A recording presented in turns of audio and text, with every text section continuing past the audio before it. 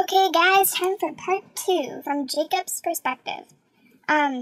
This is my least favorite part because I like seeing it out of Bella's eyes, and also because it was the heaviest part, and this part of the book actually is haunting me. And it's kind of annoying, because I want to think of Breaking Dawn and, like, all the love that Bella and Edward ended up with, but all I can think about is Edward as the Burning Man. When Jacob goes and sees Bella so weak and so fragile and being drained, literally, the life sucked out of her by her and Edward's child that she's carrying. And Edward is tearing himself apart for this. He blames no one but himself. And Jacob refers to him as the Burning Man. And when I read this, I was so scared that Edward was going to be, like, completely deranged and, like, not dazzling and all, like, psycho and stuff for the rest of the book. And I was, again, freaking out. I freaked out a lot during this book. It was quite the emotional roller coaster.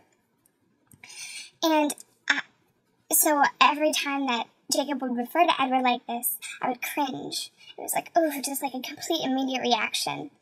I'm glad that Edward didn't stay like that, thank God. When I'm jumping around a lot, I'm not going in order of the plot. I'm just going in order of what comes into my mind. Because I'm still at a fragile state right now. Still raw stuff about the book. So, yeah, thank God Edward snapped out of that when he heard his child's mind. When he, like, I thought it was so cool how all of a sudden he's like, wait, did you say something? And then he heard the kid. And I was like, yes! Yes!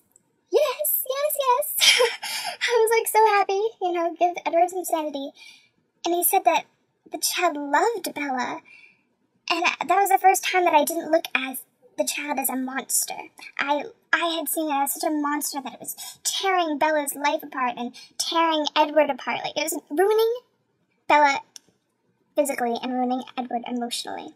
When he said that, I caught a glimmer of hope, because at this point I still thought that Stephenie Meyer was going to kill off Bella because of the whole creepy, like, Morte thing with that, like, Spanish house person. I don't know, but, and so I had, like, a glimmer of hope.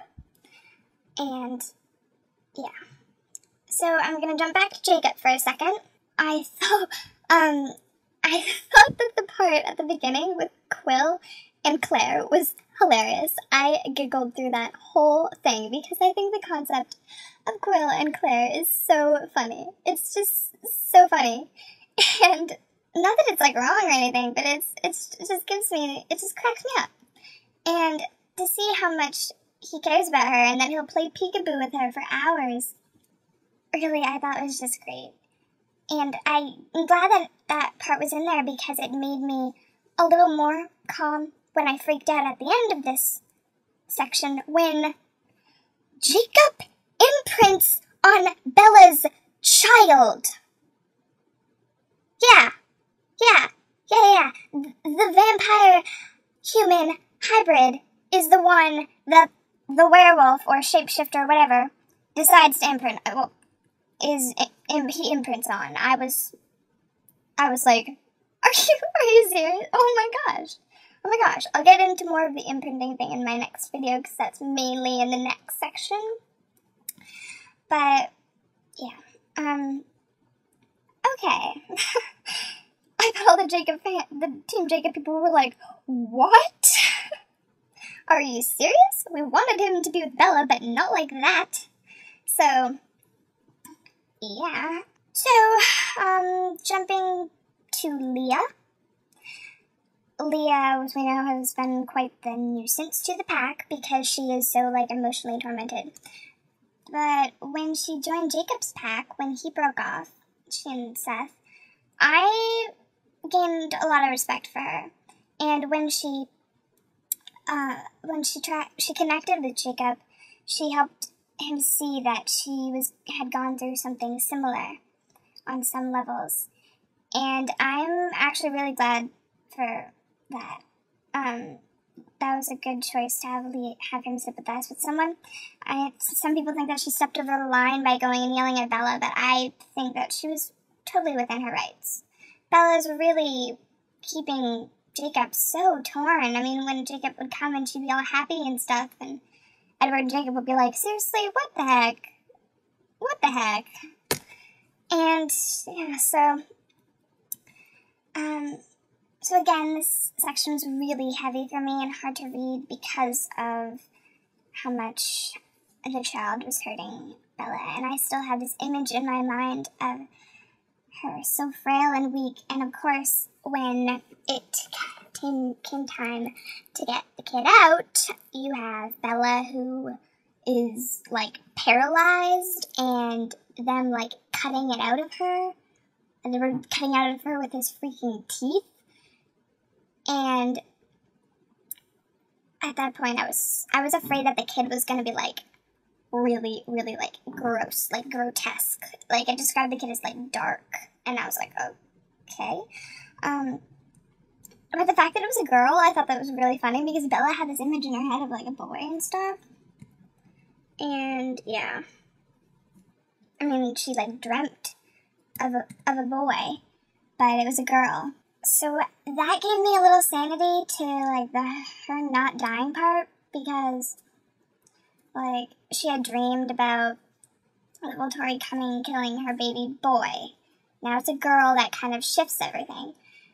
And also when, like, Edward was putting venom into her, and Jacob thought that she was gonna die and stuff, and I thought that she was gonna die, I was like, you know what?